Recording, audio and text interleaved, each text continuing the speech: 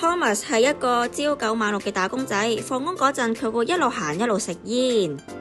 噔，又放工啦，真係好開心啊！翻工咁辛苦，都食翻支煙先。唔知今日放工會唔會撞到靚女 Annie 呢？今日我啲煙咁型，Annie 一定會望住我嘅啫。救命啊！又撞到嗰個一路行一路食煙嘅男人啊！啲煙真係好臭好焗，好唔舒服咯。我同我哋屋企人同埋朋友都唔食煙嘅，真係唔想收工咁辛苦，都仲要吸埋啲有害嘅嘢啊！好開心啊！我又見到佢啦，佢又望住我啊！喂，你望過嚟做乜嘢啊？唔好噴啲煙埋你啊！喂，都話食煙先係真男人噶啦，佢真係望住我喎，吹多兩啖先。呼呼，我哋又要同路一齊行去條天橋道啦。放工時間周圍都係人，呢個男人仲要一路行一路食煙，喺條天橋道想避都避唔到佢啲有害嘅二手煙啊！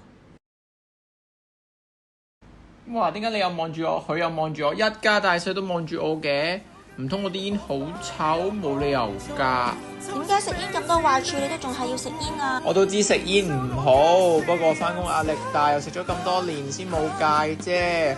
唉，我都唔知二手煙原來對人有咁大影響噶。唔好以為食煙淨係關你自己事啊！你噴出嚟嘅二手煙分分鐘係人哋嘅毒啊！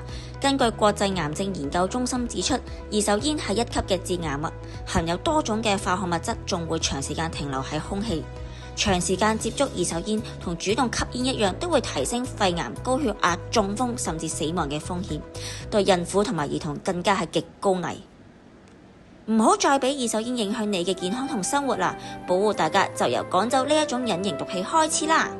知道啦，我而家一支都唔食，戒緊煙啊！聽到你咁講，我就開心晒啦！希望有多啲人好似你咁樣嘅諗法，識得保護自己，保護身邊嘅人，及早戒煙啦！